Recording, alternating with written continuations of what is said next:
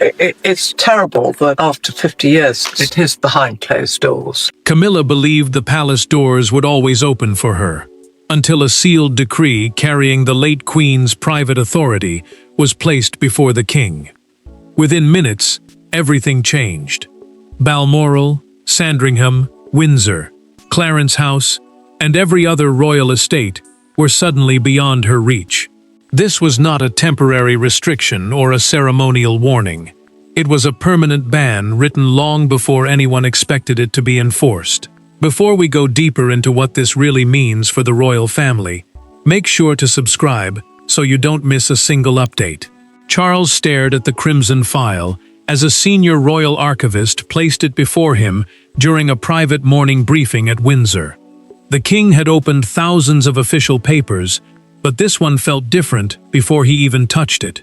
The archivist explained that the document was a dormant decree, meaning a formal royal command, prepared earlier but activated only when certain conditions were met. It carried the personal approval of Queen Elizabeth II, and those conditions had now been fulfilled. Camilla watched his expression tighten.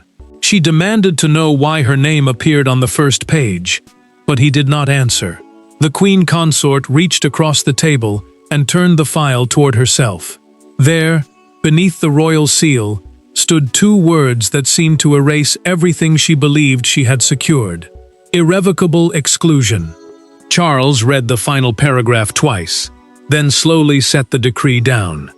It permanently removed her right to live in, privately use, or enter any crown-owned royal estate, without written permission from the reigning monarch and two senior counselors of state. Counselors of state are senior royals authorized to support the sovereign in official duties, which meant the king could not simply wave the restriction away alone. Camilla tried to dismiss it as an outdated instruction.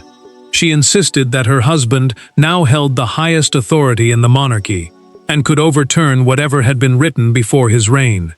Yet the archivist remained calm. Through a documented account attached to the decree, he explained that canceling it would require Charles to publicly challenge his mother's final recorded wishes and reveal why she had feared such a restriction might become necessary. The room fell silent.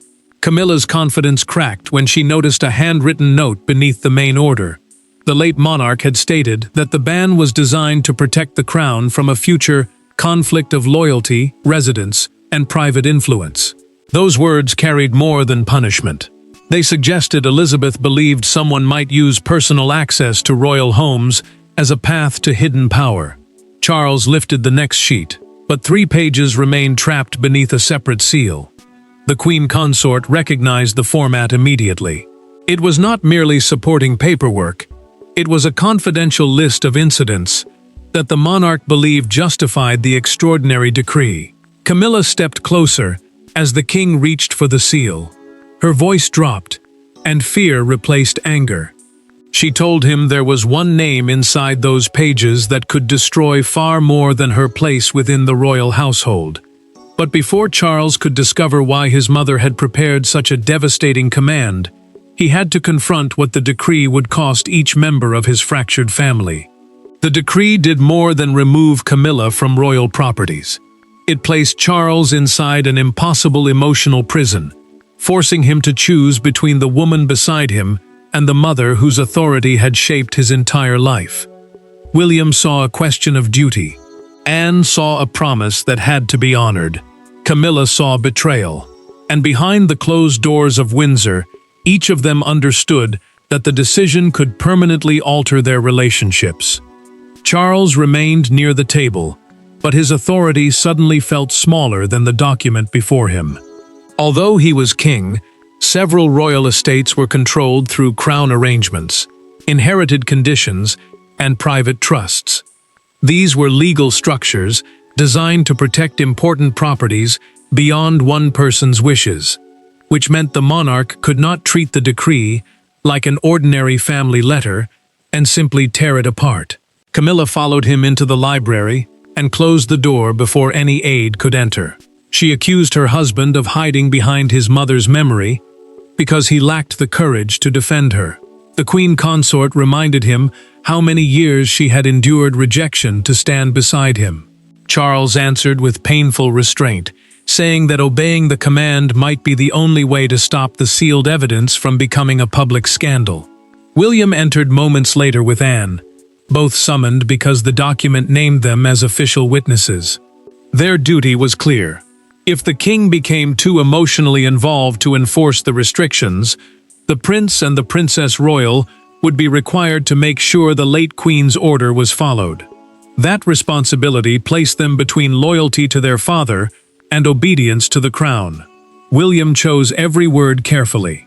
He told Charles that the monarchy could not ask the public, staff, and family members to respect its rules, while ignoring those same rules when they became personally painful. The future king did not speak with cruelty, but his message cut deeply. Camilla turned toward him and asked whether duty had left any room for mercy. He replied that mercy could not begin by pretending the decree did not exist. Anne had remained silent, yet her hands tightened around the edge of the file. Through a documented account she had kept from an earlier private briefing, she revealed that she had always known her mother created a confidential protective instruction. She had never known Camilla was its subject. The discovery visibly shook her, but the trusted daughter still insisted that Elizabeth would not have prepared such an extreme measure without a serious reason. Charles opened the restrictions list and felt the crisis deepen. The ban covered more than bedrooms and residences. It blocked Camilla from private gardens, royal archive rooms, estate offices, family chapels, and restricted ceremonial spaces reserved for official royal use. She was not merely being asked to move. She was being separated from the private heart of the institution she had spent decades trying to enter. Anne looked directly at the archivist and asked what could have frightened the queen enough to close every door. He hesitated, then identified the ceremony where Elizabeth's final distrust had first taken shape. The answer led them back to one carefully forgotten evening, the moment a private exchange became the point of no return. Years before the decree surfaced, one conversation changed the late queen's view of Camilla forever. It happened after a private Commonwealth reception at Buckingham Palace. When the music had stopped, the guests had departed, and only a handful of senior royals remained. What began as a disagreement over rooms, schedules, and access quickly became something deeper, a struggle over who would control the private machinery of the monarchy after Elizabeth was gone. Camilla had been pushing for greater influence inside royal residences for months. She wanted more say over guest lists, household appointments, private apartments, and access to estate correspondence. Those requests mattered because royal homes were not simply family houses. They were working centers of the crown, where personal comfort, public duty, security, and inherited authority were tightly connected. Elizabeth had accepted many changes for Charles's happiness, but she guarded those boundaries with absolute care. The monarch understood that affection could shape family life, yet it could not be allowed to decide who controlled royal property. Her concern was not jealousy. It was the fear that private influence might slowly become permanent power without anyone openly admitting it. The breaking point came after the Commonwealth reception. The Queen entered a quiet side room and heard Camilla instructing a senior household official to reserve several rooms at Sandringham for members of her own family. The sovereign had not approved the arrangement. Sandringham was privately owned by the monarch, which meant access depended on her direct permission rather than automatic royal entitlement. Elizabeth waited until the official left, then closed the door. She told Camilla that royal estates were not prizes passed through marriage, and that no one could quietly claim space by acting as though permission had already been granted. The queen consort answered with equal force. She said she could not be expected to spend the rest of her life as a tolerated visitor, while standing beside the future king. The words changed everything. Elizabeth later recorded the confrontation in a confidential memorandum, a private written account created to preserve decisions and concerns for future use. In that document, She wrote that the exchange revealed a dangerous belief that closeness to Charles might eventually override the limits protecting the crown. The monarch did not describe the matter as a simple disagreement. She treated it as a warning. That same night, the Queen summoned Anne and a trusted legal advisor. She instructed them to prepare an exclusion decree that would remain dormant unless similar behavior continued after Charles became king.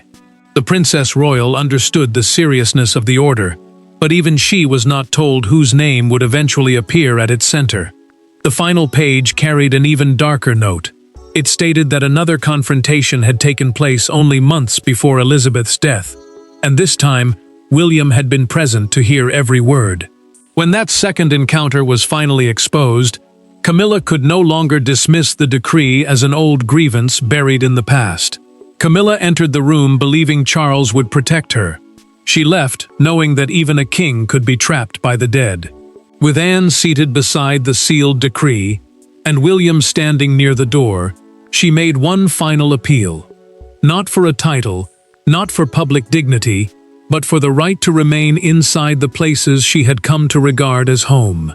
What followed stripped away years of royal restraint in a matter of minutes.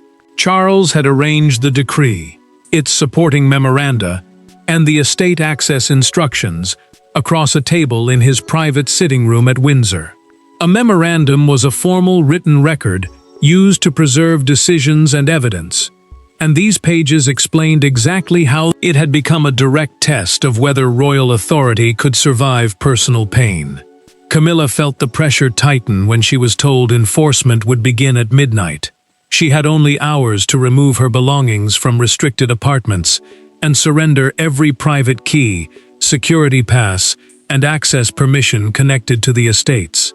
The Queen Consort turned toward her husband and reminded him of the years she had endured public hatred, rejection, and humiliation to stand beside him. Now, she said, one signature from the past was reducing their marriage to something disposable. Charles reached toward her, but his hand stopped halfway. Camilla asked whether he was her husband or merely the executor of his mother's punishment. An executor is the person responsible for carrying out another person's final instructions, and the word struck him with brutal force. The monarch could not answer at once. She pushed her chair back and stood, reading his silence as the answer he was too afraid to give. William stepped forward, before the tension could break completely. Through a recorded conversation preserved in the sealed file, he revealed that he had witnessed the second confrontation referenced by the Queen. The prince described how Camilla had pressed Elizabeth to guarantee permanent estate privileges for her children after Charles became king. He remembered the monarch's face changing, not with anger, but with alarm. Camilla denied trying to seize royal property. She insisted she had only sought certainty for the people closest to her, not ownership of the crown's homes. Anne opened a recorded summary bearing Elizabeth's handwritten corrections and read the sentence that had convinced her mother the danger was real. Private affection must never become a hidden claim over public inheritance. Anne held Camilla's gaze after the words were spoken. The Princess Royal did not celebrate the damage they caused, but she refused to soften them. Charles lowered his eyes toward the final page and noticed a clause he had missed. Only one person had been authorized to supervise Camilla's removal. The late Queen had chosen Anne, not the king. That unexpected transfer of authority revealed where the real power behind the decree had been placed all along. Anne did not celebrate the power placed in her hands. She understood its cruelty too clearly. Yet when the late Queen's decree named her as its guardian, the Princess Royal accepted the responsibility without hesitation. Charles could plead for delay. Camilla could demand mercy. Courtiers could fear the consequences. But Anne had spent her life believing that duty meant carrying out the painful command, not reshaping it until everyone felt comfortable. Anne read the appointment clause again and understood why her mother had chosen her. The decree made her the supervising family authority, meaning she would oversee how the order was enforced inside the royal household. Elizabeth had trusted her to separate personal sympathy from the long-term protection of the estates, even when that duty placed her against people she loved. Her responsibilities left no room for confusion. She had to verify every surrendered key, approve the removal of private possessions, restrict household access lists, and record any exception granted by Charles. These details mattered because one quiet favor could weaken the entire order. If the king made repeated exceptions for his wife, the ban would exist on paper while disappearing in practice. Charles asked to speak with his sister alone. He admitted that the punishment had already broken something inside Camilla and warned that forcing her out immediately could turn private pain into public humiliation. Anne listened without interruption. She then confessed that she took no satisfaction in seeing the queen consort suffer, but ignoring their mother's command would make the monarchy appear ruled by personal convenience rather than duty. Charles asked for 1 month. He promised there would be no attempt to destroy the decree and no permanent change to its terms. Anne quietly closed the file. She told him that grief could not become an excuse for breaking the final trust placed in them. The king looked away, knowing she was not trying to defeat him. She was refusing to rescue him from a decision he did not want to face. Anne continued examining the attached records and discovered something even Charles had not known. Through a documented legal account, she learned that Elizabeth had created a duplicate copy of the decree and deposited it beyond palace control. That meant no one inside the household could destroy, hide, or rewrite the original without the second version exposing the attempt. The next document deepened the danger. A confidential estate schedule showed that Camilla had recently arranged a private gathering at Sandringham, involving relatives whose future access had been directly questioned in the Queen's memorandum. The Princess Royal felt the old warning return with sudden force. What had once looked like fear from the past now appeared connected to decisions made in the present. Anne traveled to oversee the first handover herself. Camilla was waiting beside packed cases, silent and exhausted, with the required keys arranged nearby. But one restricted item listed in the decree was missing. The disappearance of that single object turned an orderly departure into a crisis that threatened to expose the palace's deepest private divisions. At midnight, the decree stopped being a secret document and became Camilla's new reality. Security codes were changed, staff lists were rewritten. Private entrances she had used for years no longer recognized her authority. Yet the most devastating moment came without raised voices or public ceremony. Anne simply extended her hand and waited for the final key, while Camilla stood motionless, realizing that surrendering it meant admitting the Queen's judgment had defeated her. Estate officers began enforcing the ban across Balmoral, Windsor, Sandringham, Clarence House, and every other Crown-controlled location named in the order. Crown-controlled meant the properties were managed under royal ownership or official arrangements, rather than treated as ordinary private homes.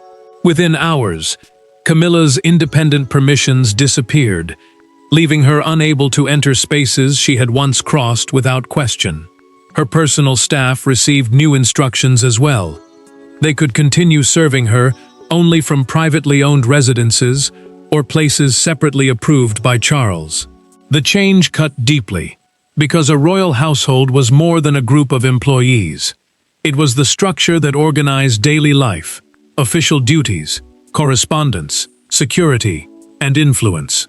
The Queen Consort was not only losing rooms, she was losing the system she had expected to command. Camilla stood inside Clarence House, with the final key hidden inside her handbag. When Anne asked for it, she slowly removed it, but closed her fingers around the metal. The Princess Royal waited without speaking. Camilla whispered that Elizabeth had never intended her to feel truly at home, and now the decree had proved it. Charles watched from across the room, caught between instinct and duty. He stepped forward to comfort his wife, but she moved away before he could reach her. The king stopped, knowing that another attempt might feel less like love and more like pity. Camilla finally opened her hand and placed the key in Anne's palm without looking at either sibling.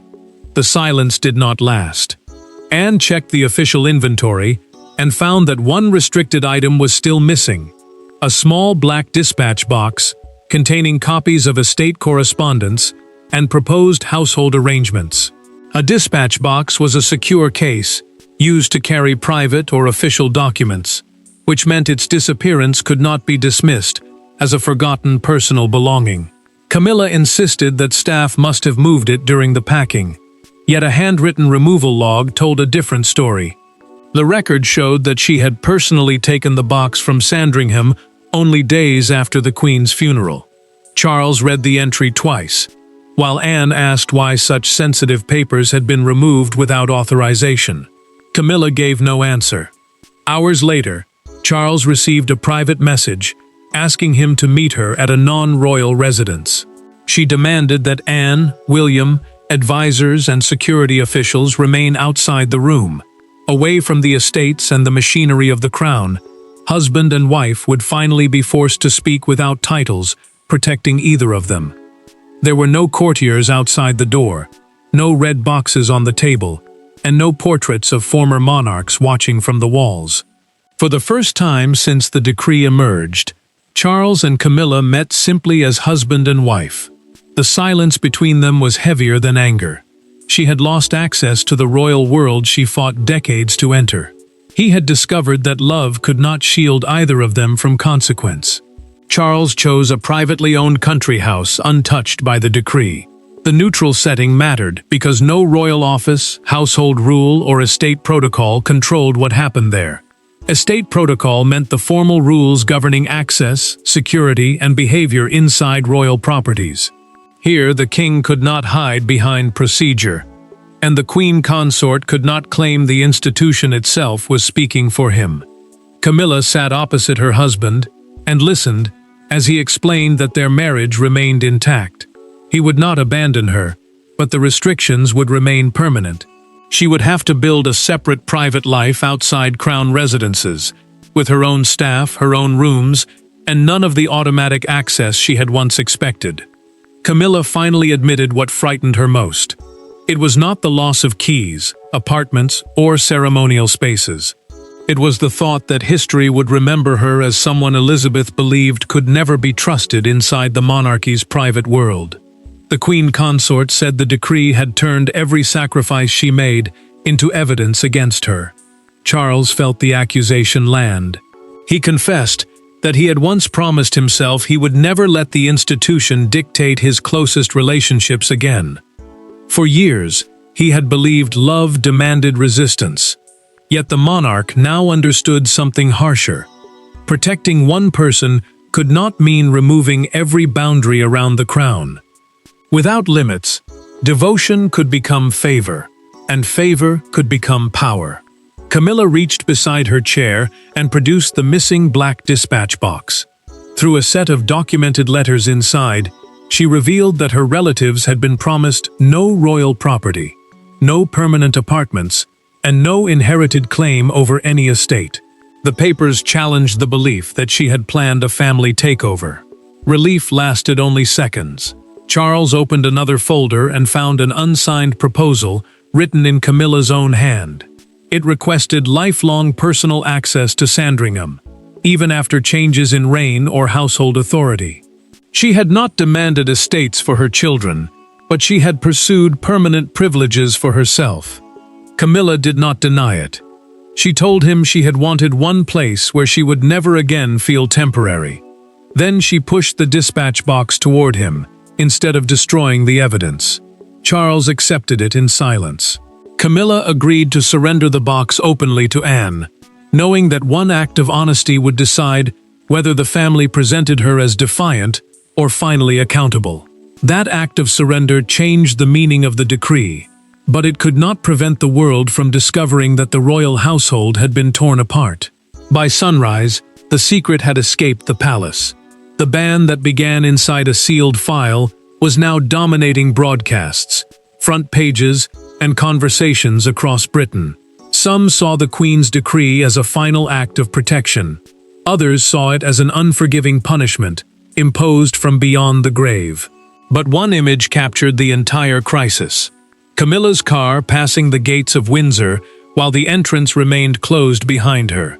Charles listened as the palace released a tightly controlled statement, confirming that historic estate arrangements left by Queen Elizabeth II were being implemented.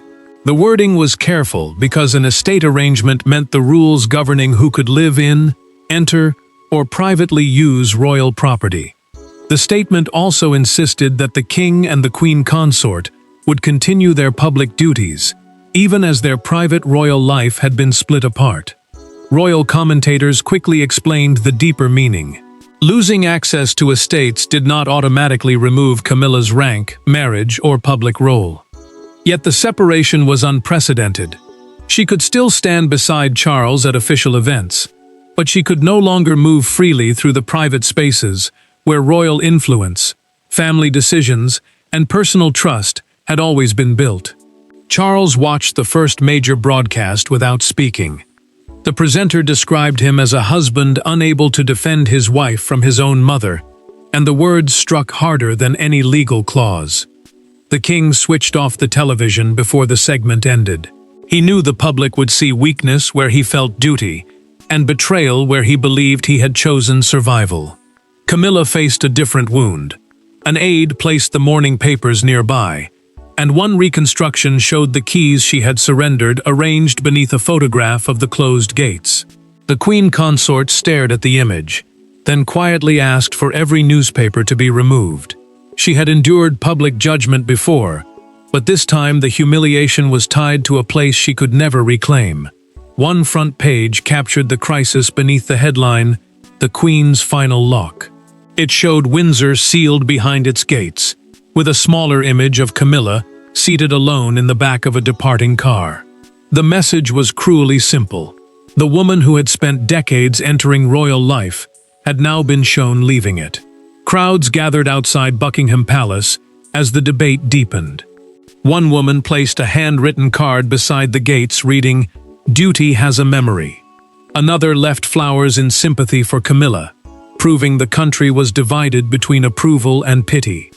Anne watched the reaction in silence. The Princess Royal now had to decide whether Camilla's surrender of the dispatch box deserved public acknowledgement in the monarchy's final response. The last judgment would not come from the newspapers or the crowds, but from the family forced to decide what mercy could still mean after trust had been broken. The decree remained in force. The gates did not reopen, the surrendered keys were not returned, and the Queen's final command was not rewritten. Yet the crisis ended differently from the humiliation Camilla had feared.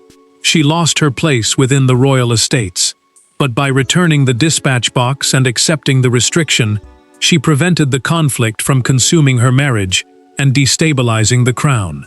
The punishment endured, so did the people required to live with it.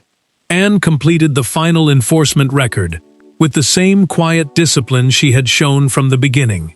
Every key, pass, document, and restricted item had been surrendered exactly as Elizabeth instructed. The formal record was the official written account confirming that the decree had been fully carried out, leaving no hidden exception and no unfinished demand. Charles refused to let the punishment destroy his marriage. He established a privately funded household for Camilla beyond crown property, using personal money rather than royal estate resources.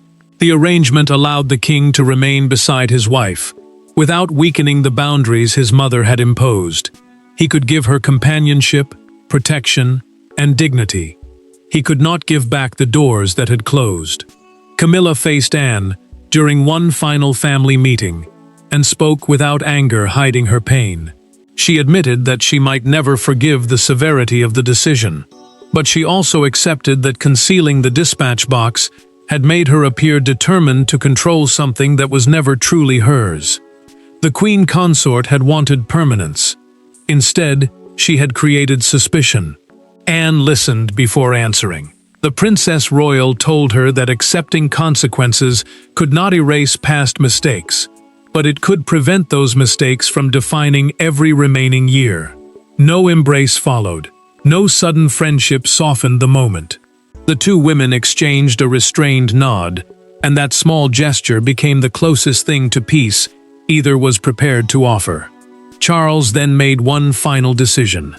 Through an authorized historical record, he confirmed that the decree existed while sealing Elizabeth's private memoranda for the family's lifetime. The king would not rewrite the crisis, but neither would he expose every painful accusation for public spectacle. William supported the settlement because it proved that royal marriage could not override institutional limits. The future king also insisted that duty must never become deliberate cruelty. Camilla would face the consequence, but she would not be publicly destroyed for the satisfaction of those who wanted punishment without mercy. Camilla left the royal estates permanently, not as a victorious queen, and not as a helpless victim, but as a woman forced to understand the difference between belonging to a family and possessing its inheritance. Charles remained beside her, though he could not restore what she lost. Anne fulfilled her mother's command without triumph. The monarchy survived because each of them finally accepted that the crown's boundaries had to remain stronger than private desire. The palace doors stayed closed, the Queen's decree stood untouched, and the royal family moved forward carrying a final lesson. Love may earn forgiveness, but it can never grant ownership of the crown. Thanks for watching. Please don't forget to like and subscribe, and we will see you in next one.